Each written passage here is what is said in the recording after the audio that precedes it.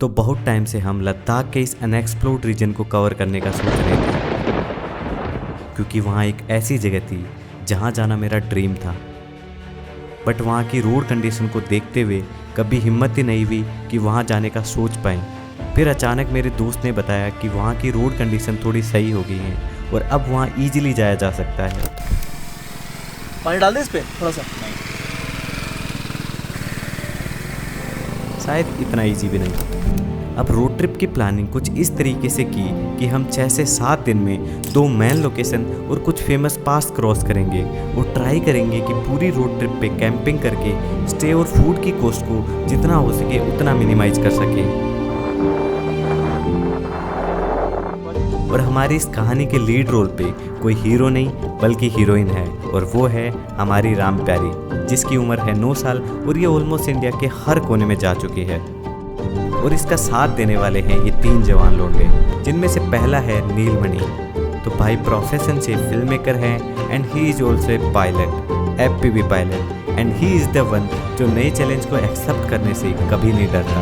शर्म नहीं आ रही भाई? क्या आदमी है, देख क्या बोल रहा था, क्या बोल रहा था? अरे यार, अबे पैरों को भिंगाया और क्या चाहिए तुम्हें? नहीं भाई, फेस तो दिखा दे। ओ भाई जिंदा है ना तू? पक्का। And the second person is Ankit. जनाब पेशे से सिंगर हैं और एक अच्छे कुक भी, और इस इंसान की कहानी किसी चीज़ से नहीं फटती। मजा आ गया भाई। And the last one is me, जो आपको एक कहानी सुना रहा है। माई सेल्फ वीरेन, वो लोग मुझे रोड साइड ट्रैवलर के नाम से भी जानते हैं। I am an introvert and फट्टू person for my whole life, but मुझे इस कंफर्ट जोन से बाहर आना था and that's why I am here in this trip. और ये कहानी है एक सपने की और उन 3 दोस्तों की जो इस रोड ट्रिप के थ्रू उस सपने को पूरा करने निकले हैं। ये कहानी है जांस्कर की।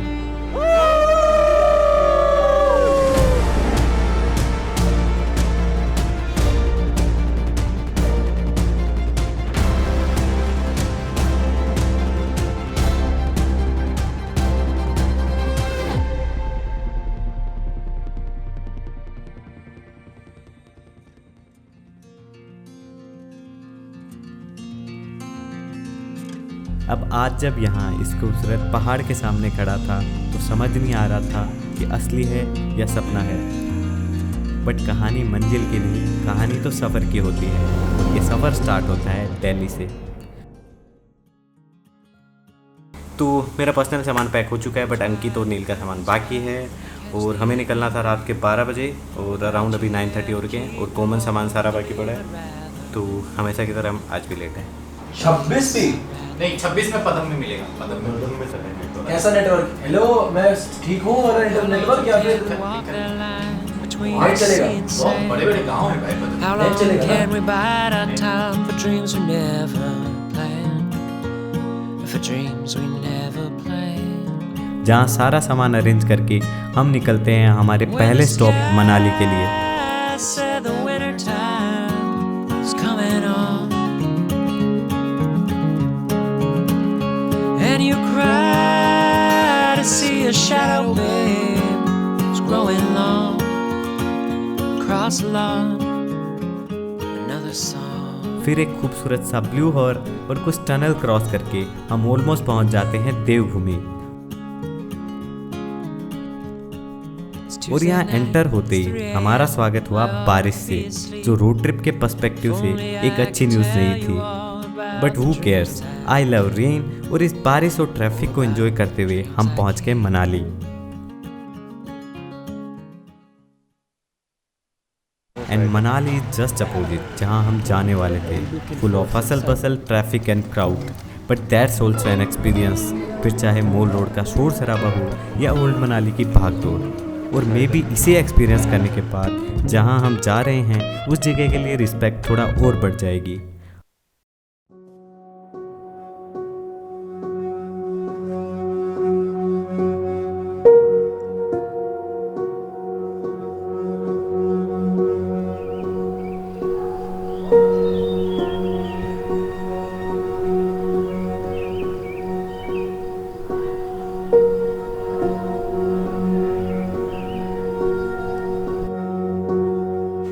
और हम पिछले 10 मिनट से कार में वेट करें, और हमारा जो थर्ड व्हील है वो पार्टी करने में बिजी है, तो प्लीज़ टाइम से पार्टी कर ले अगर आप कैंपिंग और इस तरीके की ट्रिप प्लान करें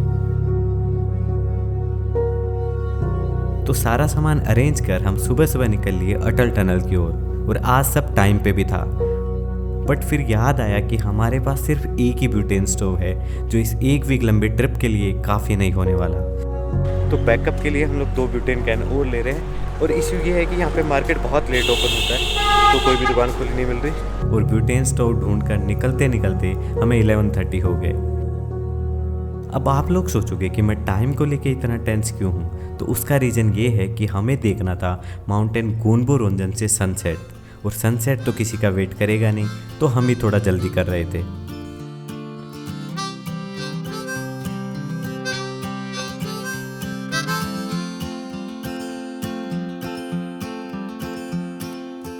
यहाँ के ग्रीनरी भरे गांव और खूबसूरत रास्तों को क्रॉस करते हुए मैं उन लोगों के बारे में सोच रहा था जो बोल रहे थे कि भाई यहाँ की रोड अच्छी नहीं है, क्योंकि अभी तक का पूरा रास्ता बिल्कुल मक्खन जैसा था।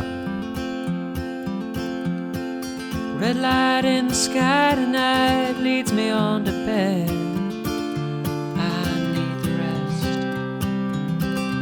Well, this day's gone to my head.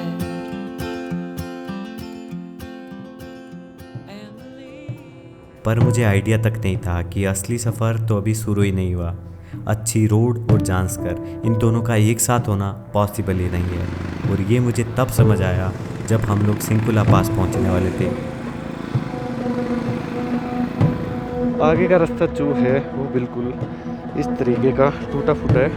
कितनी दूर तक ये आइडिया है और उसके अकॉर्डिंग ही पता चलेगा कि हमें वहाँ तक पहुँचने में कितना टाइम लगेगा।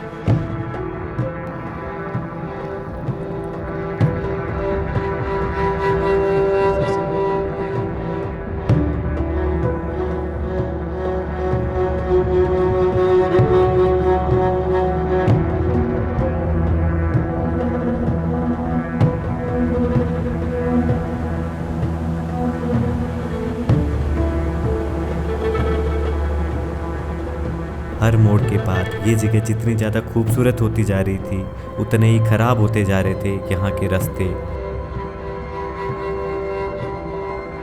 और इन्हीं रोड के साथ हमने सिंकुला पास को क्रॉस किया। बस हम रुके नहीं, क्योंकि हमारे लिए सिंकुला पास से ज़्यादा इम्पोर्टेंट था गोनबो रोंजन का sunset.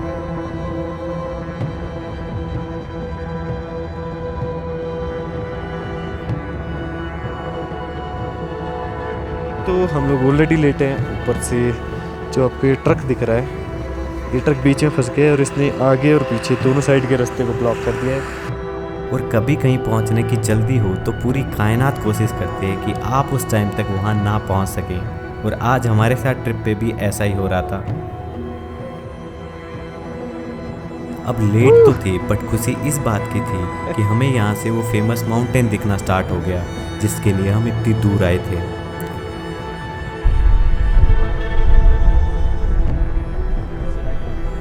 And at the end टूटे फूटे रास्तों और कुछ ब्रिज को क्रॉस करके हम पहुंच गए अच्छी खासी रोड पे, और यहाँ से थोड़ी देर बाद हम माउंटेन गोनबो रोंजन के सामने थे। अभी दिखेगा दिखेगा। अरे यार,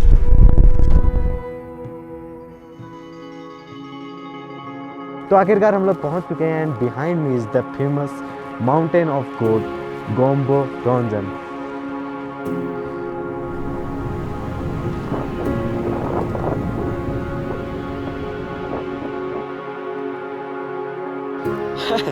कैसा लग रहा है सर? बहुत शानदार है। मैंने पहली बार लाइफ में टेंट लगाया है। First experience. और सर आपका? एज यूजुअल हमने जो पिछली बार ओवरलैंडिंग ट्रिप करने के लिए जो टेंट खरीदा था, फिर से आज उसने हमें बहुत ही ज़्यादा मशक्क़त लगा उससे टेंट लगाने में। बट ट्रस्ट मी, जो भी कठिनाइयाँ हैं इस माउंटेन के सामने सब कुछ फीका पड़ जाता है।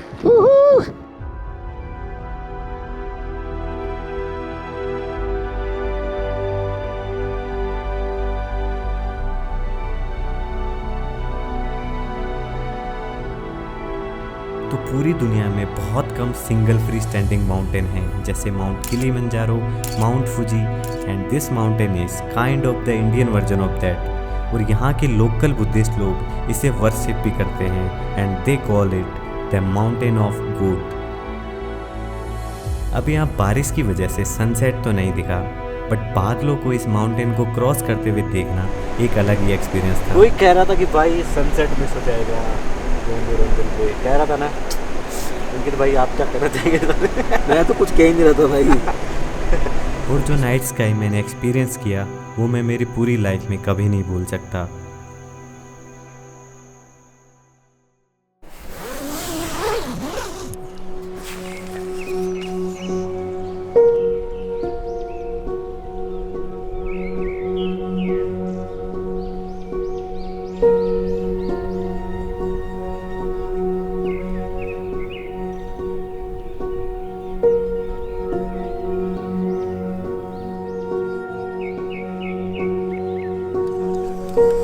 नील कॉफी पिएगा?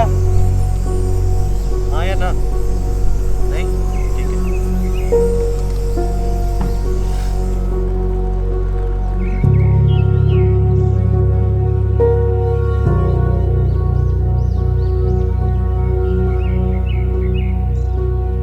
So it's a sunny day and I'm in front of Mount Gombuk Rongan, the mountain of God. तो नील को रात को एमएस हिट हो गया था, तो आज हम लोग जल्दी नहीं उठ पाए। मेरा भी बहुत गंदा वाला हेडेक हो रहा था। अभी कॉफ़ी पीने के बाद थोड़ा सही हुआ है। और आज का प्लान हमने यही किया कि जब तक नील की तबीयत सही नहीं हो जाती हम लोग यहीं पे रुकेंगे। तो आज का पूरा दिन हम लोग यही स्पेंड करने वाले हैं। उसके बाद कल हम लोग निकल जाएंगे फुक्तल मोनेस्ट्री के लिए। तो भाई हमारा लोंडा डिप करने चला गया। कर सकता है तू?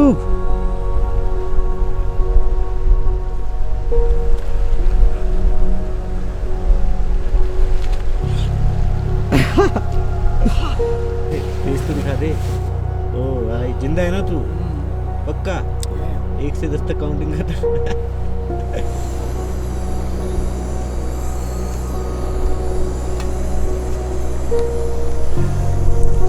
तो आज का दिन काफ़ी स्लो रहने वाला था। नील की ख़राब तबीयत की वजह से यहाँ से हम जा सकते नहीं थे और करने को हमारे पास कुछ खास था नहीं। तो बस मैं बैठ के उन लोगों को ऑब्जर्व कर रहा था जो नेक्स्ट डेस्टिनेशन पे जा रहे थे। और ध्यान से देखो तो सब अपने जैसे ही लगते हैं। कुछ नए रिश्ते स्टार्ट करने आए हैं, तो कुछ पुरानी यादों को भुलाने। वो यादें जो हम कभी भुला ही नहीं सकते, पर नई यादें तो बना सकते हैं। और ये नई यादें एक दिन उन पुरानी यादों को कब धुंधला कर देंगी पता भी नहीं चलेगा।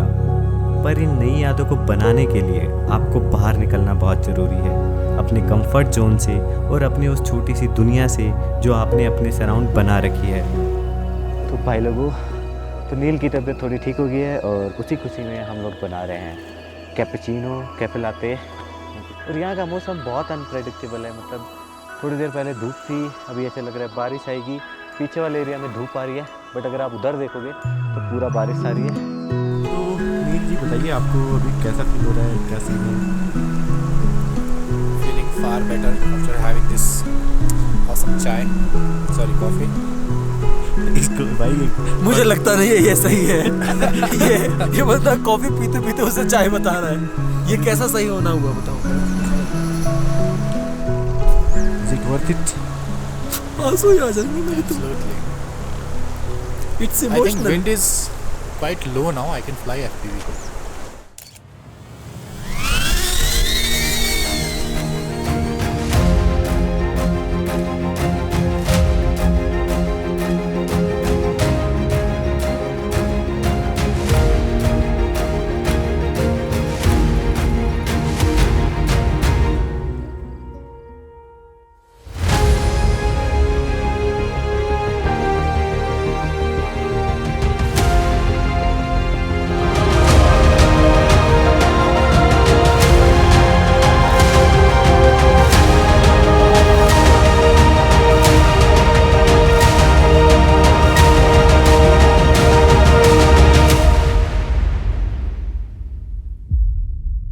अब हमारे पास वक्त था तो सोचा क्यों ना नए दोस्त बना लिए जाएं।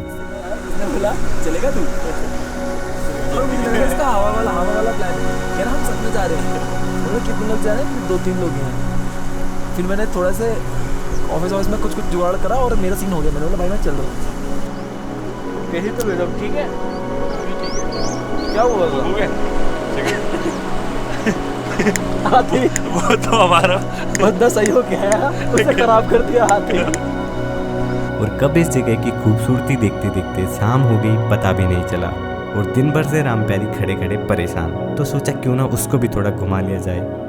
अब शाम होते होते ये पहाड़ कुछ अलग ही हो जाते हैं, बिल्कुल शांत, कोई शोर नहीं और इतना सन्नाटा कि आप खुद के अंदर की आवाज़ तक सुन सको। फिर सोचा कि बोनफायर का जुगाड़ कर लेते हैं, इस बहाने कुछ नए लोगों से भी मिलना हो जाएगा, क्योंकि पहाड़ों में बोनफायर से बेटर आइस ब्रेकिंग चीज़ कोई नहीं हो सकती। तो अभी सीन ये है कि हमें बोन फायर करने का मन हो रहा था, तो हमारे पास लकड़ियाँ तो थी नहीं। दूसरा, ये वाला रीजन में आपको लकड़ियाँ मिलेंगी भी नहीं, तो हमने गोबर इकट्ठा किया है और जो पुराने कंडे होते हैं वो हमने इकट्ठा किए हैं। बट एक्चुअली में वो गीले थे, तो वो जलेंगे कि नहीं जलेंगे वो भी देखना पड़ेगा। अब आप हाथ बचा के ना।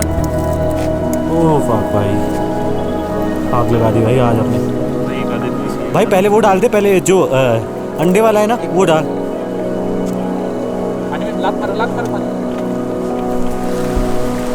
पानी डाल, ऊपर पानी डाल, ऊपर से पानी में डाल। नहीं